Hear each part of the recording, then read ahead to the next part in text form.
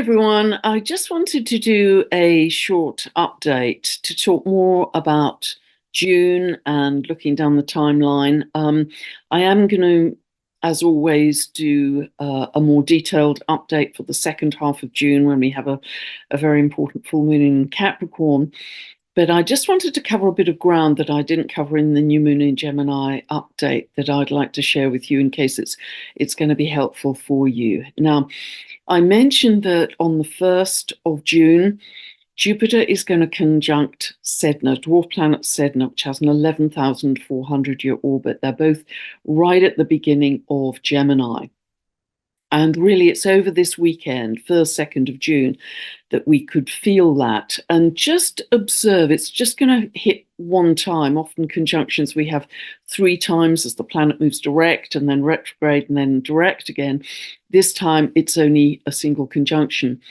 And so just be aware of anything that comes into the news, into collective consciousness around the themes of Jupiter expanding Sedna. So this is around AI, new technology, innovation, neural networks. It could be around education, changes in education. It could be around new species that are being discovered. I think we'll discover a lot of new species from the sea that will offer us new medicines as well. And as well as possibly new seafood, but also I think indications of how we are changing as humans, because I do believe, as you know, we're not just transforming, we're going through a kind of metamorphosis in a way that we've never done before. So it's only, for these couple of days at the beginning of June. However, this may give us a glimpse of what's going to start to happen next year when Uranus moves into Gemini. It's going to be in Gemini from July to November next year, and then fully from 2026. And that really will be a very exciting period because Uranus will be conjunct Sedna for a period of at least a year and a half, really. And that, I think, will explode technology, all kinds of innovations, our understanding of the cosmos, our understanding of how reality is formed, how our thoughts create our reality, that kind of interaction, but also galactic connection, galactic news, galactic connection, I think will be happening in a much bigger way. And so that's going to be an incredibly fast-moving period. I mean, it's going to be fast-moving from now on because, as you know, the outer planets from now till 2026 are all moving from Earth and water, slow, heavy, into fire and air, and principally at the moment, air. So just observe, as I say, on Sunday the 2nd, Jupiter is also trying to Pluto, and then on the 4th, Mercury comes to conjunct Jupiter as well. So this is big future thinking, big horizons, and dreaming big about the future in a way perhaps that you haven't done quite as fully before. So this is positive and very expansive. So, and then on the 9th, we have Mars moving into Taurus for 6 weeks until the 21st of July. Now, with so many planets in Gemini, we have the Sun, Mercury, Venus, Jupiter for the following year, next 12 months. That's a lot of air, plus Pluto in Aquarius. And so Mars in Taurus will be stabilizing to some extent. If you have Mars in Taurus in your birth chart, or you know anyone with Mars in Taurus, there's a great reliability and stability with that signature. People who have that, they have great persistence, endurance, tenacity, seeing things through to the end. Their energy can just keep going and going and going in a very steady, measured way to get to the end of the project or whatever is required. So that will really help with all this more potentially scattered Gemini energy. And just to stay on the theme of Mars, on the 11th, Mars moves to square Pluto, 2 degrees of Taurus Aquarius. Now, This is fantastic personally. It gives enormous willpower and kind of laser focus on something. Whenever you have Mars Pluto aspects, you may have that in your birth chart, gives terrific willpower, terrific focus, which is so useful. But in the bigger world, on the global stage, it can bring very powerful assertions of power, strong assertions of power. Might makes right. Um, Looking back to October, 7th of October last year, when we had the Hamas attacks on Israeli settlements, we also had a Mars square Pluto. Those were in the late degrees of the cardinal signs, Libra, Capricorn, then, but nevertheless, it was Mars square Pluto. So stay in peace at this time, remain focused on your projects, use it positively, but stay in peace. Don't ignite that already hot, polarized situation. So, um, so yes, a lot, there's so much happening from now on because everything is moving astrologically so quickly. And in respect to that, Jupiter is moving very fast. Jupiter takes a year, 12 months to move through a sign. It has just literally entered Gemini on the 25th of May, but by October, it will have moved to 21 of Gemini. Now, considering it normally takes 12 months to move 30 degrees, that's fast. That's really quick. And then it moves retrograde and twos and fro's until June next year. But see where 0 to 21 degrees of Gemini falls in your chart, which house area. And if you don't know what I'm talking about, you can download a free birth chart from my website. Go to the link below, you get a two-part video series that will take you from really 0 to understanding these points in your chart and where they fall for you, what it means for you. But when Jupiter, and I do have a teaching video actually of Jupiter and Saturn transits through the houses that will help you as well. That's very inexpensive. But broadly, when Jupiter is moving through a house, it expands the meaning of that house, the qualities of that house. So, if you have normally it is very beneficial, very helpful because it can suggest success or abundance or recognition in some way, or if it's in the 10th house or the 6th house, it's being appreciated for the quality of your work, what you do. Occasionally, it can expand a problem if there is already a problem in that house area. Say you have a health issue and Jupiter's moving through that, it can temporarily expand the problem to make sure you give it enough attention. But generally, it brings in positivity and it kind of releases the flow. It can bring a kind of freedom and liberation to whatever has been stuck as well. So that's going to be, so that area of Gemini, 0 to 21, is going to be very activated, expanded, and normally for the good. So see where that's moving. Equally, Uranus is moving quickly. Uranus has an 84-year cycle, but it is never going to come back to the 21 degrees it was at with that important conjunction with Jupiter on the 20th of April. It's going to keep on trucking forwards until later this year. So by September, it's going to have moved to 27 degrees of Taurus. And it really won't be at those kind of 21, 22, 23 degrees of Taurus for another cycle, another 84 years. So be very alert to what it is now activating in your chart. And again, look at where those last 10 degrees of Taurus fall in your chart, which house area, because Uranus can either bring sudden radical change from the outside, because it's all about breaking up routines and stale patterns. Much more comfortably, it works if you initiate the change.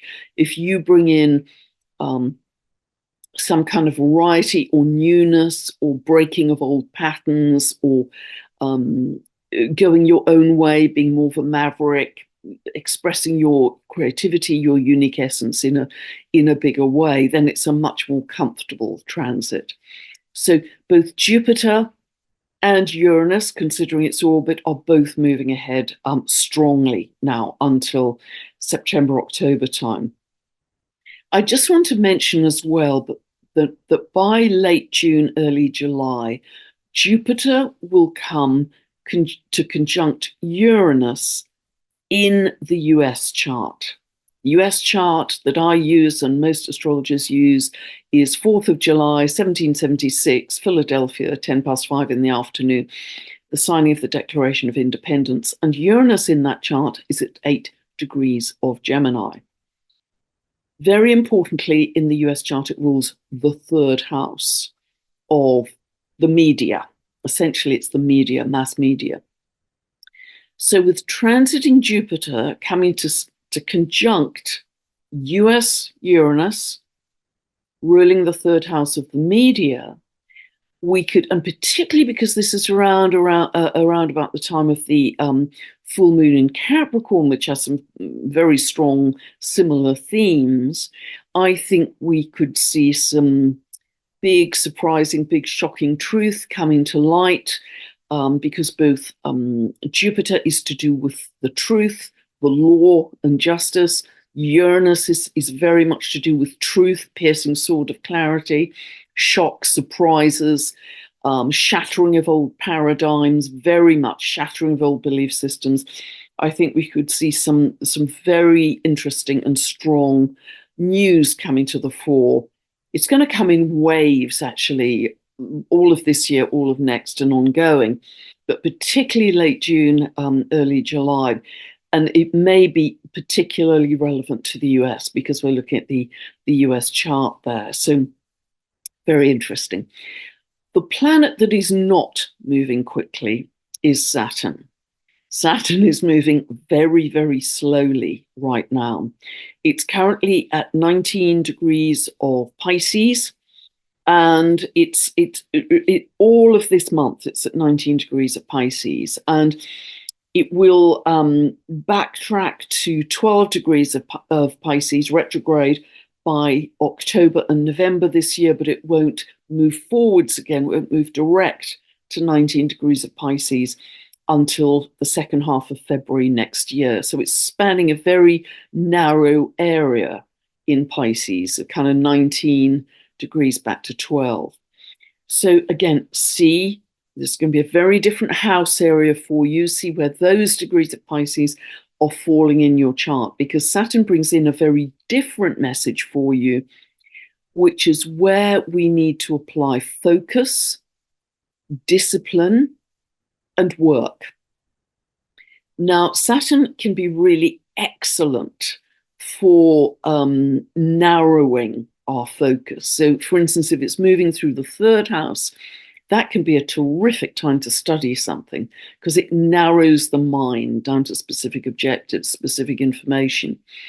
This may be about strengthening your spiritual practice, because being more disciplined with that, because it's in Pisces. If it's in the fourth, if it's moving through your fourth house, it could be about some physical work that's needed on the house in some way, some repair work. It could be some plumbing.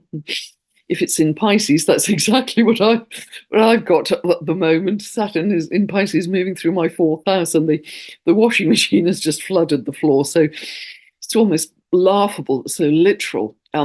So see where that is moving, because it's very much about work, repair, effort, and focus that are needed at this time. But it could well be about a more disciplined spiritual practice, which is so positive. So they're all moving through very different areas. But I really want to highlight how much air we have right now. We have the personal planets.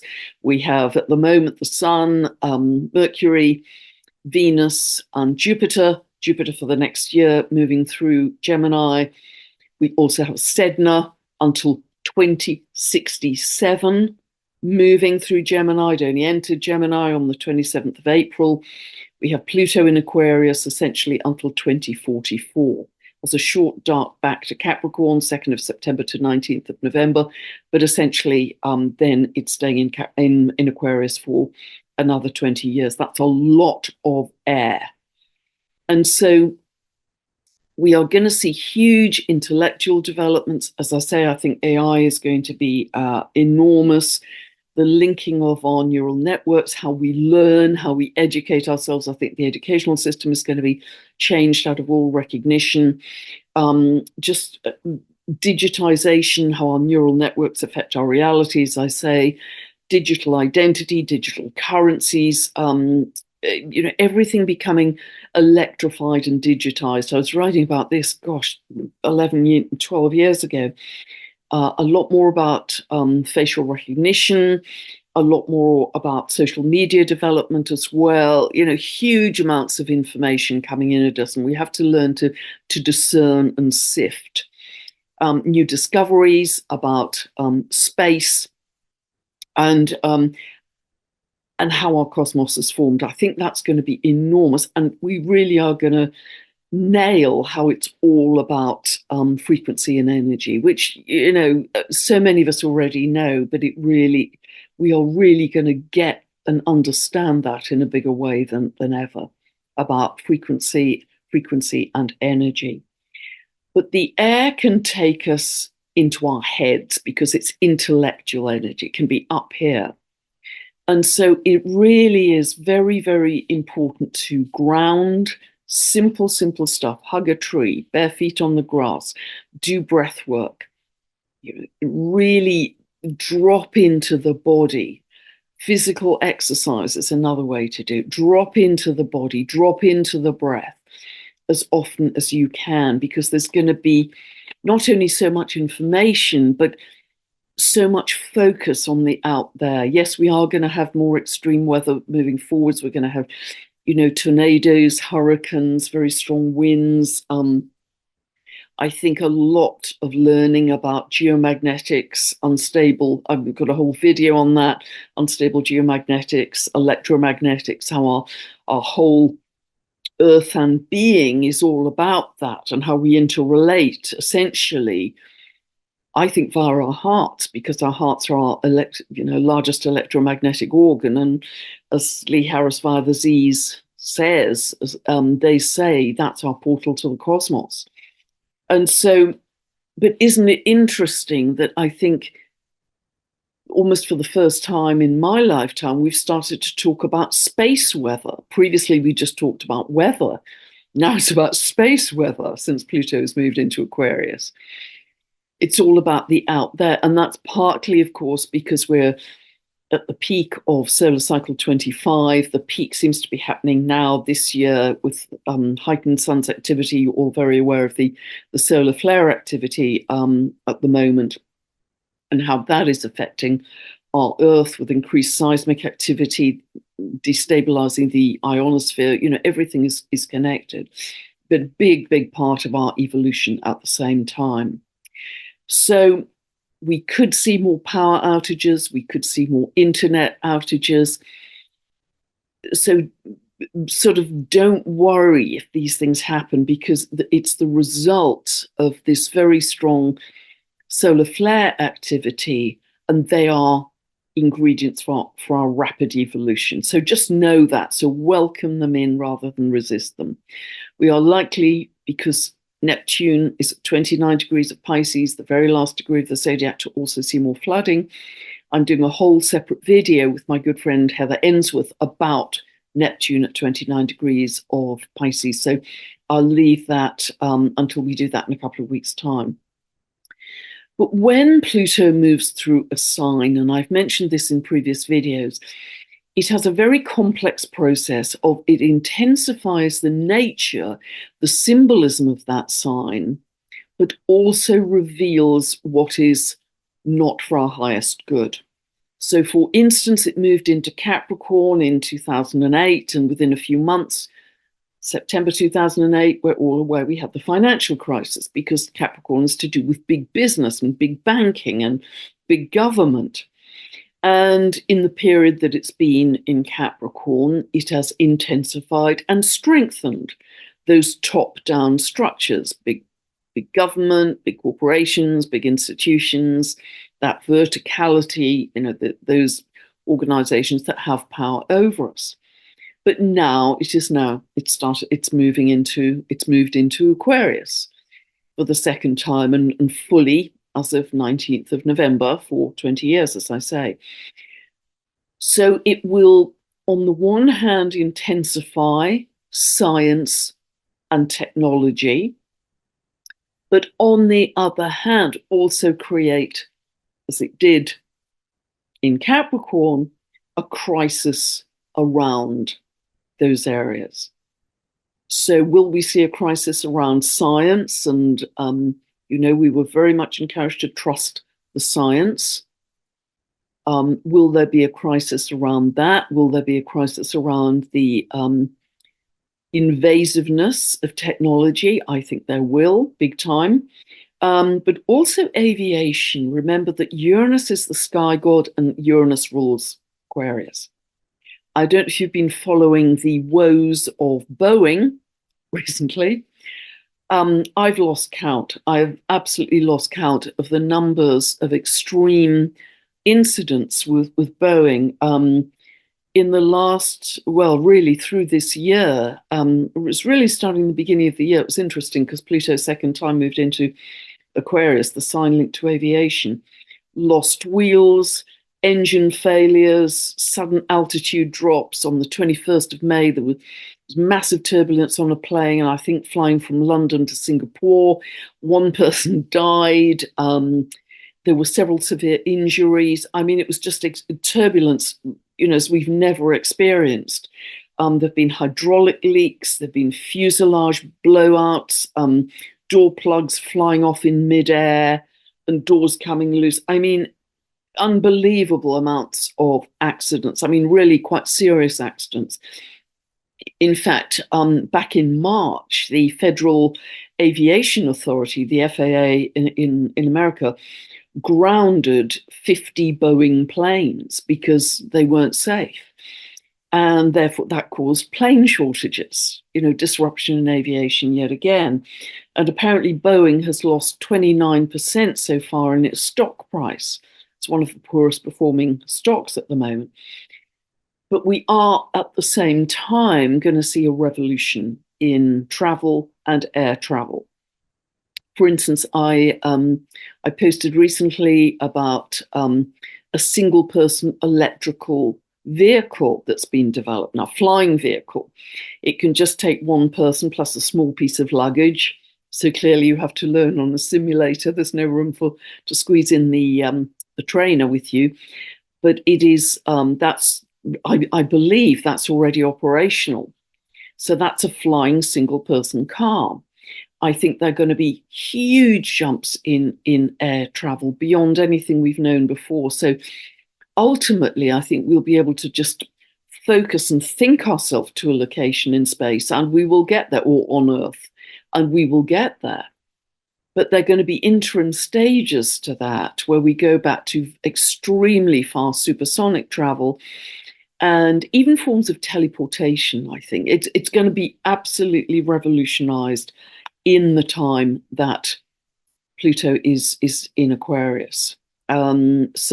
And these crises around aviation will force that, will force big jumps in how we travel, particularly air travel, but even kind of local day-to-day travel, which is much more Gemini around our neighborhoods, that will change too.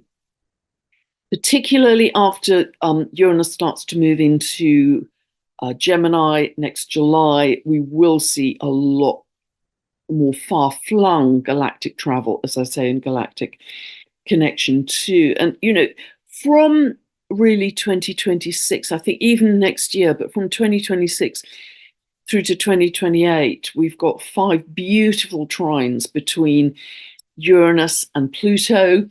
And we also have Neptune at the midpoint of that, and that's going to really last for pretty much a couple of years. And when we look back in history, when Uranus was trying to Pluto, it's an incredible time of creative blossoming. I think it will also be a time of technological innovation, but it will have a spiritual underpinning because of the Neptune midpoint as well. But talk much more about that as we get closer to that.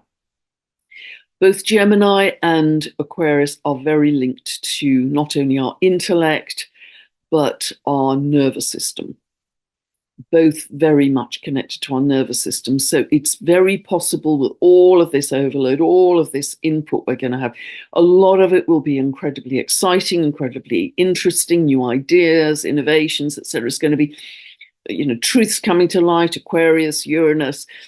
It's going to be very fast paced, but we must use our discernment and not get mentally too jazzed up, because there's great potential for mental overload and really jangling and jazzing up our nervous system. So I was saying to a good friend just the other day, I book stillness meetings with myself, just as I would have in the past booked a business meeting that I wouldn't possibly miss. I wouldn't dream of not turning up to a business meeting. Equally, I now book stillness meetings with myself several times a day, even just for 5 minutes, and I will drop into stillness. And I will say, as part of my rolling mantras, I love stillness. I love stillness. Also, part of my other rolling mantras, as you know, I live in love, joy, bliss, freedom, and safety. I've added those in, freedom and safety, and keep rolling those around your head like rosary beads. There's a part of my rolling mantras, particularly when I'm on my morning walks, but I will book stillness with myself. And I will either, weather permitting in England, have bare feet on the grass, but also breath work, dropping into deep breath work. There are lots of forms of breath work: Wim Hof, yogic breath work, pranic breath work. I do something called Soma breath, all one word, SOMA breath, which is a combination of Wim Hof and Buteyko and yogic breath work. I do that every day, even if it's just for 20 minutes, but it takes you into your body and out of the head. And you get used to this default point being your center in here rather than out there. Whether we're defaulting to the news and the bad news, or whether we're defaulting to exciting information, it doesn't matter. We're still defaulting our energy and our power out there. So get into the habit through your day of coming back to your center, and imagine that you're breathing in and out through your heart. Just imagine. And people say, well, how do I do that? Well, just imagine it. Just imagine that you're breathing in and out through the heart, and live from the heart. As I so often say, live from the inside out rather than the outside in. And you get into the feeling of that. This is your anchor. This is your center. This is your radio dial, how you set your days. And rather than, we talk a lot about higher frequency and higher consciousness, and rather than thinking of going up, because there's so much about air in the next few decades, think of expansion. Think of expanding your heart energy. I heard something beautiful from, again, a channeling by Lee Harris of the Z's. They talked about the heart not only as a portal to the cosmos, but they talked about it not as a kind of pink, fluffy, romantic thing, but as the brain of the soul. Isn't that amazing? The brain of the soul. I think we are going to discover so much about the heart because of its powerful electromagnetic toroidal field and how it links with the cosmos.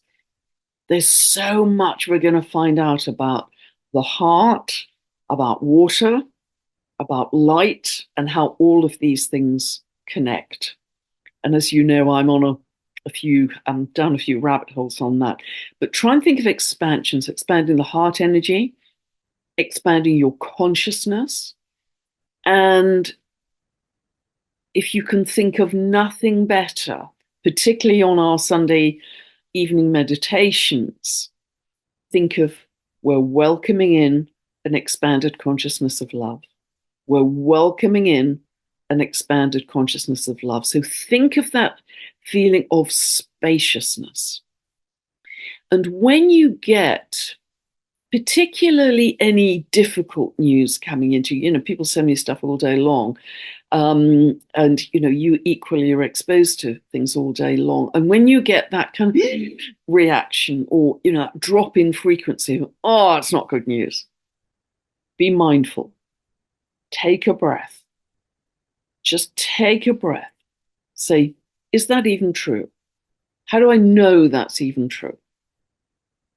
Take a breath, step back, be on your eagle's perch, maybe take your stillness break or a breathwork break at that point, and come back and say, no, I create my reality from the inside out. We're welcoming in an expanded consciousness of love. The more of us that are doing this, the more of us we are changing our future, which is currently invisible. Tomorrow is invisible, as I so often say. It's down to us, and we are radically, radically, as humanity, coming together in love and changing our future trajectory. So I just wanted to add that in to put a little more information around the last update I did. But as I say, I'll be back next week with the next update. And the conversation with Heather Ensworth probably the following week about Neptune at the very last degree of the zodiac. So God bless. Hope that's helped you. Bye for now. Have a wonderful week.